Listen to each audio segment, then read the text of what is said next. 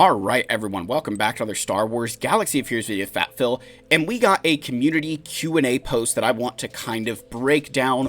We're going to talk about what's kind of in there, how does it impact us, kind of cover this a bit, because there's some really good information that I want to break down here, some really important things that are inside of this post, questions that I think a lot of players have had, and there's also, I will say, one area where Capital Games showed maybe a little bit too much of their hand and actually deleted part of the post that I think maybe we need to be a little bit harsh on them for that, because I think deleting it was a bad move, so we're going to bring this to light.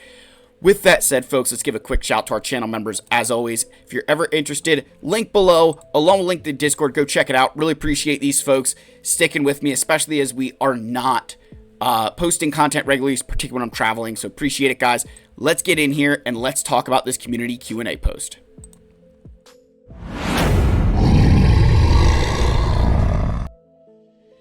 Alright, so we're going to flip over to our screen capture here, and we've got the community Q&A post. So we're going to cover a few things here, and then we're going to go to the line of text that was deleted, right? And you'll see why it was deleted. So, big question here was, are the new Conquest Legendary Galactic Legends, will they need gear or use the era system? Remember, they're separating era progression from the regular progression. Current plans are for Conquest and Galactic Legends to continue to require gear. Other units released through Journey Guide events will generally belong to the era and will use the new era system while it's active. So, again, kind of aligning us there. If you get a Journey Guide character in the era, you can utilize your era resources to get them to where they need to be. For a Galactic Legend and Conquest, regular gear is fine. So that's, again, the more you can progress your characters in this era system, the less regular gear you're going to have to use. Where else do we earn era materials? Is it just through the episode track? Props to you guys, by the way. This update sounds amazing. That's a little bit of, come on now. I don't think that was a legitimate question. Era level resources can be earned through the episode track, daily Coliseum rewards, marquee events, and the era journey guide events. So there's a couple different ways we're going to be able to earn those resources. Again, in the episode track, that will be both free and paid. So if you are paying, you will get more stuff. Your post says you intend to make relics more accessible, but I don't see anything mentioning the bottleneck of Chirotex. What's going to be done to make those easier? The intent is that free-to-play will be able to get all era characters to Gear 12, so a player who engages with each era will have a significantly reduced need for Kairos on marquee characters, reducing demand. And I do want to say this. Your average character needs roughly 400 Chirotech. Gear 12, right, getting to Gear 12, you use up 300 of them.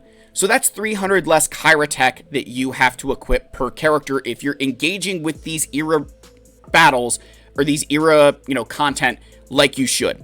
So you think over the course of a month, that's 600 less Chirotech that you will have had to farm and or buy, equip, which means you can put that onto legacy characters. The final 100 pieces are always the finisher for Gear 13, so you'll still be responsible for that. But 100 Chirotech is very easy to get. You think you get 3 a day just for completing all your daily objectives. So very quickly, you're going to have plenty of Chirotech to be able to work on the things you need to work on.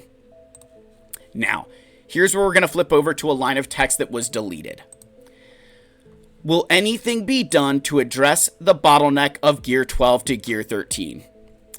Not something we want to say to players, but with free-to-play era levels dropping you at Gear 12, there is a strong incentive for some minor spend each era to get your era levels over that hump.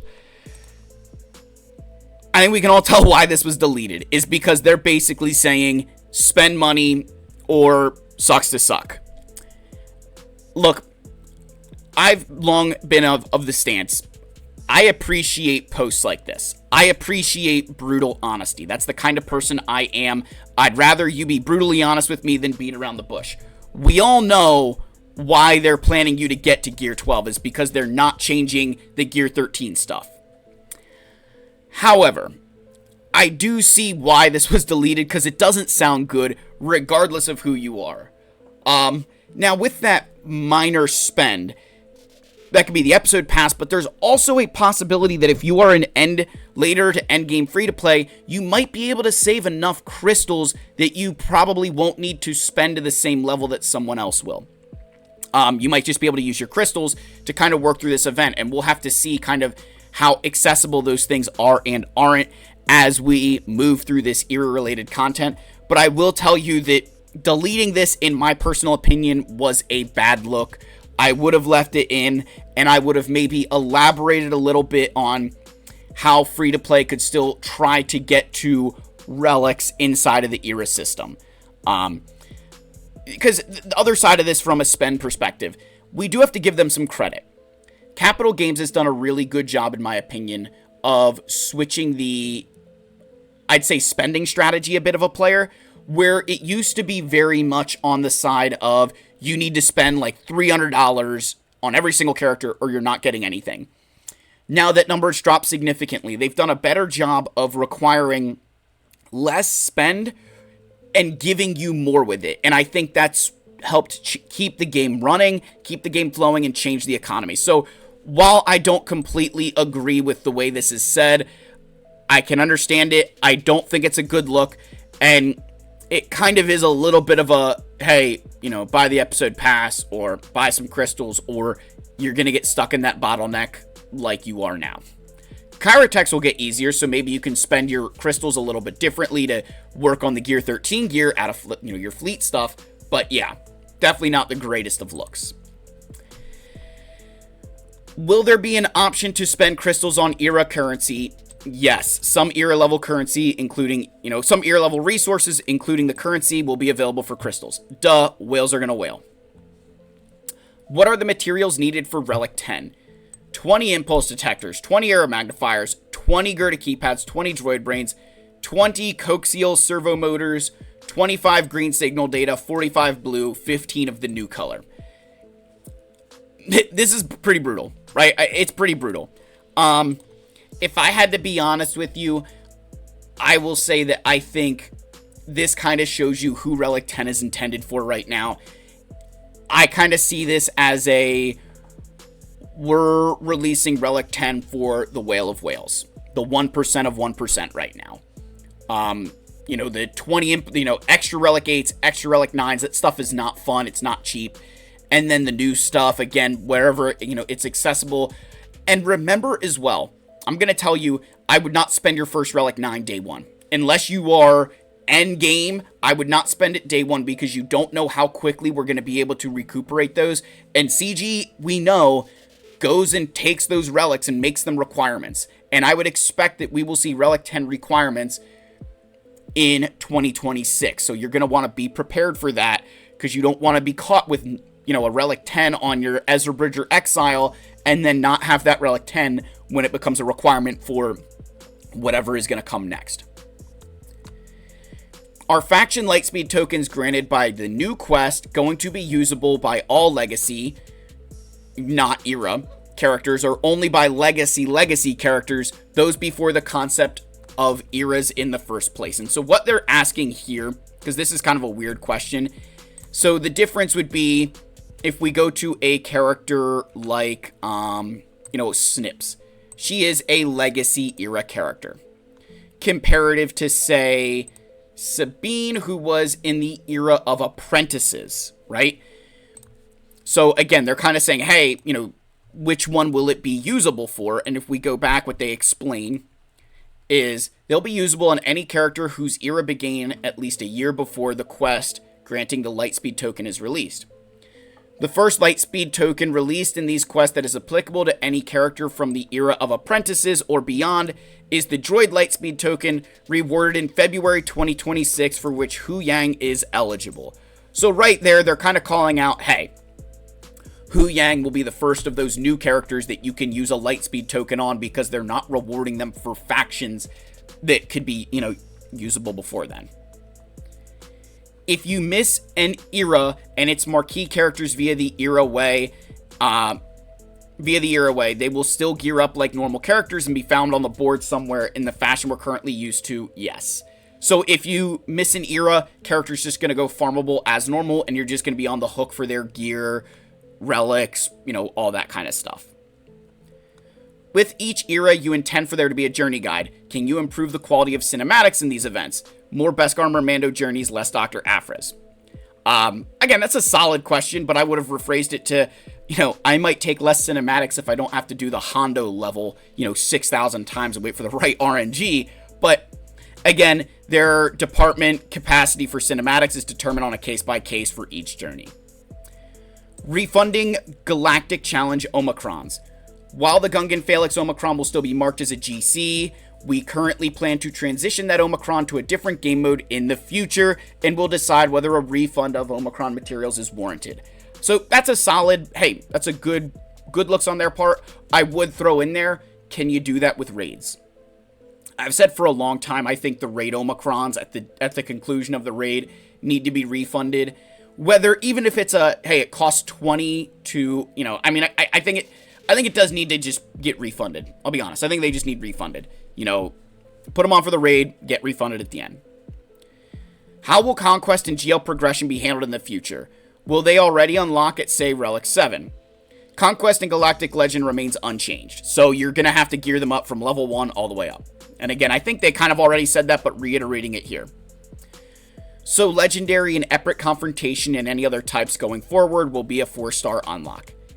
If they are associated with an era for their initial release, yes. Journey Guide events that are released separate from any era may have other unlock rarities. So, again, I think what you can see here is the new, if they're released with an era, they're going to be a 4-star unlock. Will current marquee events be staying or leaving? While they're adding some era level resources, marquee events are not changing.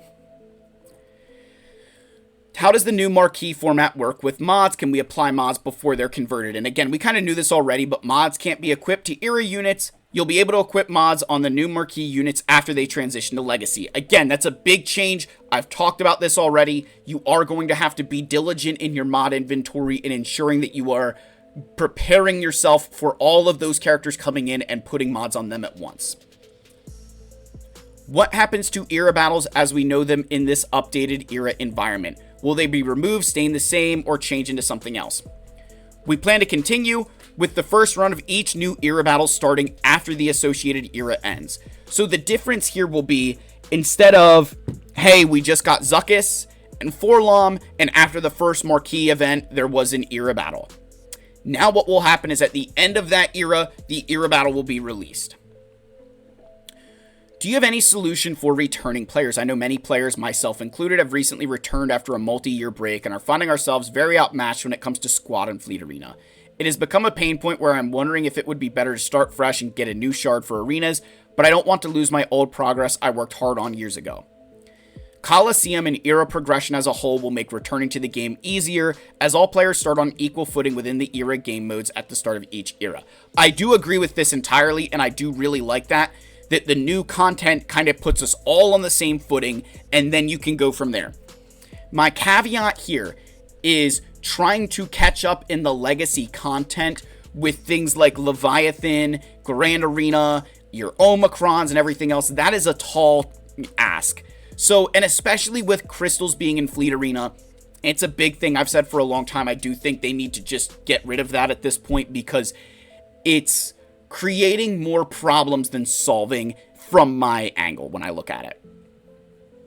The damage multiplier for Relic Delta still seems way too high. Will you be monitoring this data and make adjustments? We will be monitoring data and make sure things land in a good spot. Now, I have said this multiple times when talking about Relic Delta.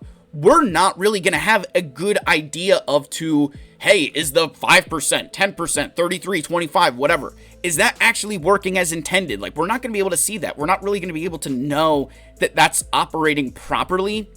And that kind of scares me and worries me a little bit. I really think Relic Delta is going to be something that they're going to have to monitor extensively. With every single new Relic level, with every single release, they're really going to have to make sure that Relic Delta is not getting out of control. How long do you expect Coliseum battles to last, like the actual battle timer? During initial testing, the average Coliseum attempt took about 2 to 3 minutes. This is after learning the boss mechanics and the abilities of the era units and being comfortable with the strategy. So initially, expect more time as you kind of work through, figure out the characters, figure out the Coliseum game mode, and then about 2 to 3 minutes per battle. So again, 2 to 3 minutes, not terrible. You know, it's like your average fleet battle. Does CG have any plans, concerns regarding Evasion Mastery possibly getting out of hand with Relic 10 and beyond? Yes, we are aware of Evasion as a mastery stat becoming a problem with more era levels. We are looking at it very closely and discussing possible solutions. In the interest of partially addressing this issue, Relic 10 provides a boost to accuracy for all units. So, while that's a good, sounds good on paper, I'm going to make this argument here.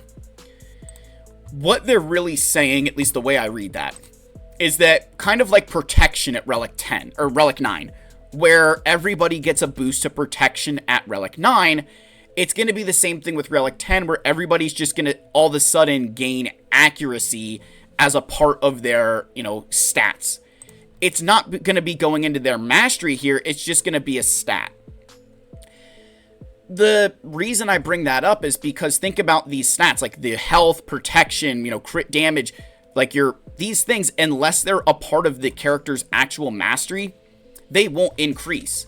So Supreme Leader Kylo Ren is not going to gain more accuracy throughout the battle as his mastery increases, right? That won't make a difference.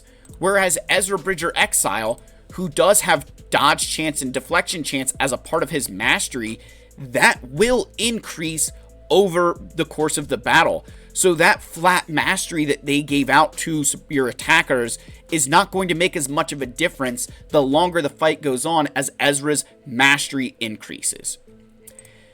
I don't have a good solution for that. I don't know if they just need to take that out of the game, or if, there's a point where it caps, where you can no longer go above a certain threshold. I don't know, right? There's a part of me that says I don't want it to change because, it can be an interesting part of the game. I do understand it gets ridiculous. I've been there.